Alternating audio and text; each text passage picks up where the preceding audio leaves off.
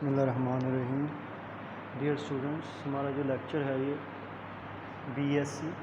Part 1 के लिए है, मैथमेटिक्स और बी कोर्स। इसमें हम मैकेनिक्स पढ़ रहे हैं, चैप्टर नंबर 2, और हमारा आज का टॉपिक है वो है moment of a force.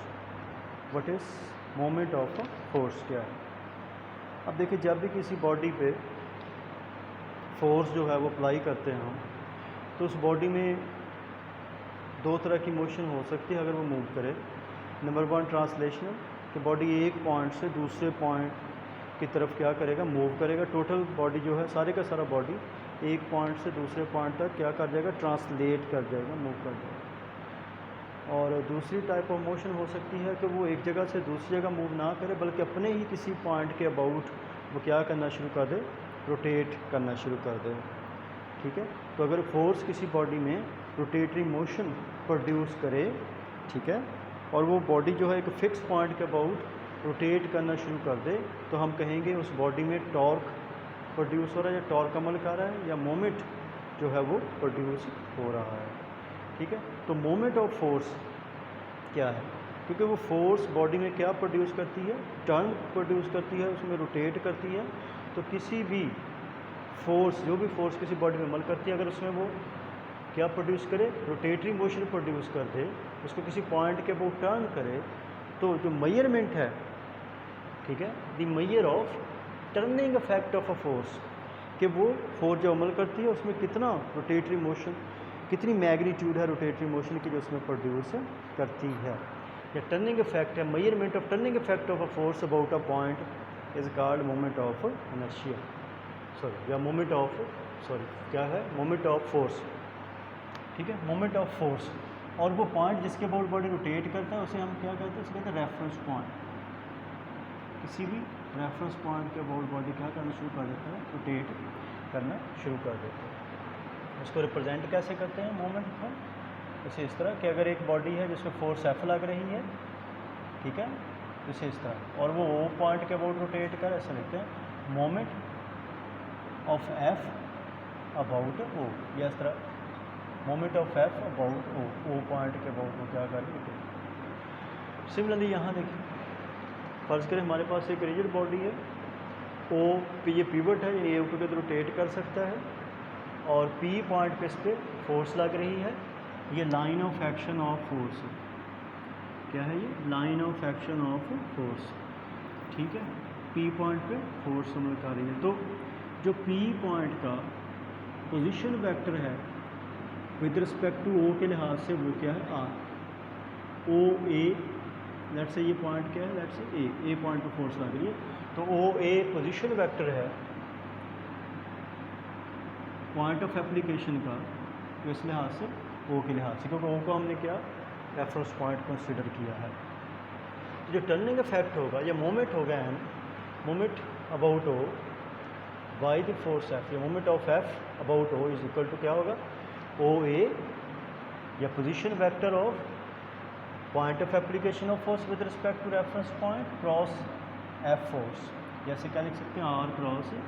F. तो आर जो है मैग्नीट्यूड होगी मोमेंट की, वो होगी आर एफ साइन फाई, फिर फाई क्या है, एंगल बिटवीन किसके दरमियान, आर और एफ के दरमियान एंगल क्या है, फाई। ठीक है, तो अगर फ़र्ज़ करें फाई 90 हो, यानी फाई 90 मतलब क्या है कि ये एंगल कितना हो, 90, या परपेंडिकुलर डिस्टेंस हो, किसका, डी क्या हो, परपेंडिकुलर डिस्टेंस हो, कहाँ से, पॉइंट ऑफ एप्लीकेशन से रेफरेंस पॉइंट के दरमियान, तो क्या साइन 90 फाई 90 होगा, यहाँ 90 डिग्री पुट करेंगे तो क्या आ जाएगा, आर एफ, सिंपल वो आर एफ आ जाएगा। और यहाँ पे आर परपेंडिकुलर कब है, इस फॉर्म में, जब डिस्टेंस क्या होगा, डी परपेंडिकुलर होगा एफ के, या एम इज इक्वल टू क्या होगा, सिंपल वो हो जाएगा डी एफ। ठीक है, ये हम किसकी बात कर रहे हैं, मैग्नीट्यूड के मोमेंट। तो दो सूरतों में, या तो आप आर क्रॉस एफ से मोमेंट फाइंड कर लें, या परपेंडिकुलर डिस्टेंस, जैसे मोमेंट आर्म भी हम कहते हैं, आपको याद होगा, मोमेंट आर्म भी हम कहते हैं इसको। तो मोमेंट आर्म को फोर्स से मल्टीप्लाई कर दें, या परपेंडिकुलर डिस्टेंस किसका, between pivot point and line of action of force के दरमियान जो परपेंडिकुलर डिस्टेंस है उसको मल्टीप्लाई कर दे फोर्स से, वो क्या होगा, मोमेंट हम आपके पास आ जाएगा। ठीक है, अब देखिए, अगर फ़र्ज़ कर लें, केस डिस्कस करते हैं केस नंबर 1 के मोमेंट जो है दैट इज़ इक्वल टू इसकी मैग्नीट्यूड जो है वो अभी हमने कहा वो है आर क्रॉस है। अगर ये ज़ीरो होगा तो या तो आर ज़ीरो होगा, ठीक है, आर ज़ीरो होगा मोमेंट, अगर हम बात करें आर ज़ीरो होगा, या फिर एफ़ जो होगा वो क्या होगा, ज़ीरो होगा। एफ़ ज़ीरो होगा मतलब कोई फोर्स समझ नहीं कर रही, आर ज़ीरो है मतलब इसका मतलब क्या है कि जो लाइन ऑफ एक्शन है कहाँ से गुजर रही है, पिवट पॉइंट से गुजर रही है। कि लाइन ऑफ एक्शन कहाँ से गुजर रही है, पिवट पॉइंट से। तो जब भी line of action pivot point से गुजरेगी आर ज़ीरो होगा, मोमेंट आर्म ज़ीरो होगा, तो मोमेंट ऑफ फोर्स क्या होगा, ज़ीरो होगा। इसके बाद दूसरा केस है वो यहाँ पे हम डिस्कस करते हैं, वो क्या है कि जो वेक्टर मोमेंट है एम रिमेन्स द सेम, कि वेक्टर मोमेंट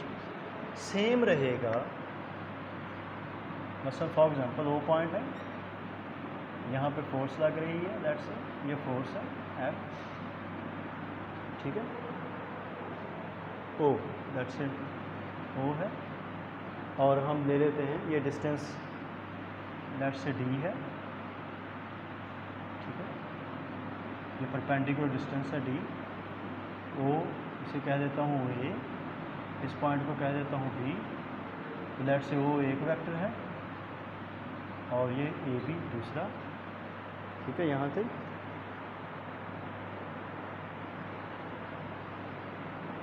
ठीक है। अब देखें बात हम क्या कर रहे हैं कि the vector moment M remains the same whatever may choose the point A on the line of action of force F, ठीक है, चाहे हम पॉइंट बी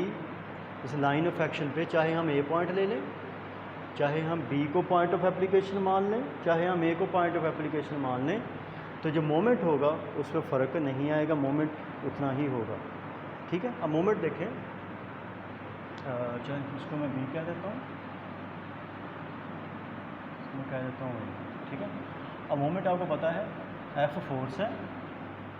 तो मोमेंट होगा ओ बी, जो मोमेंट आर्म है M, O B cross F,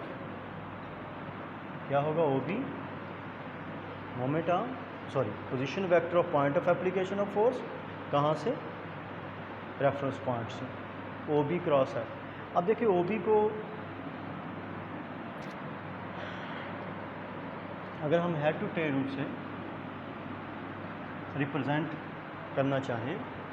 ठीक है, ओ बी को हम लिख सकते हैं O A plus A B, O B को क्या लिख सकते हैं, O A plus A B, ओ ए ये प्लस ए बी, अगर इस ये डायरेक्शन हम रखें तो ओ बी को हम क्या लिख सकते हैं, ओ बी को ओ ए प्लस ए बी, ये हमने पढ़ा हुआ है, आपको याद होगा हेड टू टेल रूल में O A plus A B, तो addition of vector head to tail rule से, ठीक है। क्रॉस क्या है एफ, अब देखें यहाँ से O A cross F plus A B cross F, ये अब ओ ए क्रॉस एफ यहाँ पे आ जाएगा हमारे पास, यहाँ पे ए बी क्रॉस एफ क्या है, ज़ीरो है, क्यों ज़ीरो है, अब देखें ए बी और एफ दोनों एक ही लाइन में है, ए बी और एफ दोनों एक ही लाइन में है, एंगल कितना बनता है, ज़ीरो, एंगल ज़ीरो हो तो साइन ज़ीरो ज़ीरो होता है, तो इसका मतलब क्या होगा ज़ीरो, तो हमारे पास क्या आ जाएगा ओ ए क्रॉस क्या हो जाएगा एफ, तो मोमेंट जो है वो आ जाएगा ओ ए क्रॉस एफ, यानी ओ बी क्रॉस एफ, चाहे हमने बी लिया point of application of force, चाहे हमने ए लिया, दोनों के लिए मोमेंट की वैल्यू क्या होगी, सेम होगी, ठीक है। इसके बाद एक छोटा सा थ्योरम है वेर्गेन्स थ्योरम, वो डिस्कस करते हैं हम, इसी पेज पे है,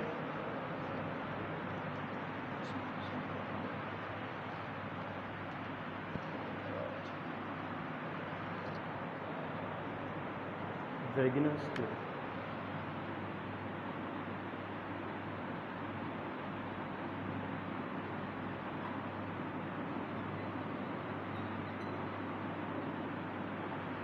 वेर्गेन्स थ्योरम क्या है कि the moment about a point of resultant of a system of concurrent forces, ठीक है, क्या है कि मोमेंट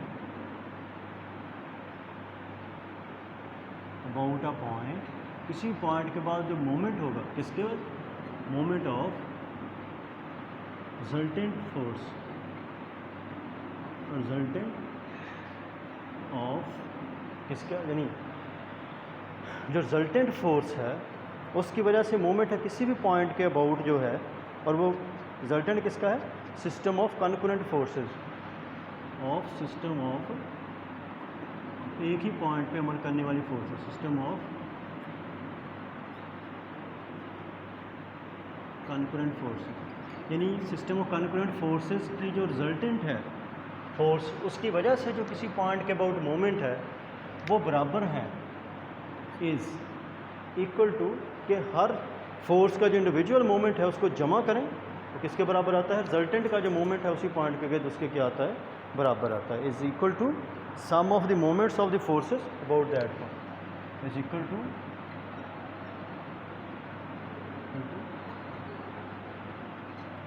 सम ऑफ मोमेंट्स किसके मोमेंट्स ऑफ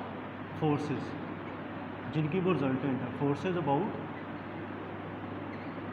दैट उस पॉइंट पे, ठीक है, ये हमने प्रूव किया। अब कॉन्करेंट फोर्सेस की बात कर की है, फर्ज कर लें हमारे पास एक रिजिड बॉडी है, ये पॉइंट ओ क्या है, ये रेफरेंस पॉइंट है, और लेट से ये पॉइंट ए है, ओ ए पोजीशन वेक्टर, ये पॉइंट ए है, इस पर फोर्सेस अमल कर रही हैं, लेट से ये रिजल्टेंट है सबकी, किसकी रिजल्टेंट है, लेट से ये P1 है, ये P2 है, यहाँ पे P3 अमल कर रही है, सो यहाँ पे Pn अमल कर रही है, Pn फोर्सेस जो हैं वो अमल कर रही हैं, आर इनकी फोर्स का क्या है, रिजल्टेंट है, ठीक है। तो जो मोमेंट होगा आर की वजह से वो सिंपल है, वो होगा तो क्योंकि रिजल्टेंट है आर, P1 कॉन्करेंट फोर्सेस का रिजल्टेंट है P2 plus P3 plus on Pn, ये ठीक है, सबका क्या है, रिजल्टेंट। अगर हम let say this position vector is O A, फर्ज कर लें जो वेक्टर है that is equal to R vector, तो अगर हम क्रॉस प्रोडक्ट लें दोनों साइड्स की इक्वेशन के, ठीक है, ये वेक्टर्स हैं इसलिए वो ऊपर एरो हेड डाल रहा हूँ, ठीक है, एरो हेड से, तो कि क्या होगा R into R cross P1 plus R cross P2 plus R cross P3 plus so on plus R cross Pn, ठीक है, सबसे आर। अब आर क्रॉस आर क्या है, ये आर का मोमेंट है किसके अबाउट, ओ के अबाउट, आर कहाँ पे लग रही है, ए पे, ओ ए क्या है, आर का पॉइंट ऑफ एप्लीकेशन है उसका, ओ ए क्या है, पोजीशन वेक्टर है, तो ये क्या हो जाएगा, मोमेंट ऑफ क्या हो जाएगा, आर, ये हो जाएगा मोमेंट किसके अबाउट है, ओ के अबाउट, किसका मोमेंट है, रिजल्टेंट का, इज इक्वल टू ये किसका मोमेंट है, ये मोमेंट है ओ के अबाउट P1 का, ठीक है, प्लस दूसरा ये मोमेंट किसका है, ये मोमेंट है ओ के अबाउट P2 का, प्लस ऑन लास्ट वन क्या है, मोमेंट है ओ के अबाउट किसका, Pn का, ठीक है। तो यहाँ से यही वेरिएबल थ्योरम है कि जो रिजल्टेंट का मोमेंट है सारी फोर्स का बराबर है, हर फोर्स का उसी पॉइंट के जो मोमेंट है उसका सम के बराबर, से हम क्या कहते हैं, वैगनर्स थ्योरम कहते हैं। अगर मोमेंट ऑफ आर ज़ीरो हो, यहाँ से देख लें कि अगर मोमेंट ऑफ आर ज़ीरो हो, इसका आंसर ज़ीरो आता है, इसका मतलब क्या होगा, मोमेंट ऑफ आर ज़ीरो, इसका मतलब O A cross F, R is equal to क्या होगा, ज़ीरो, ठीक है। अब आर ज़ीरो होगा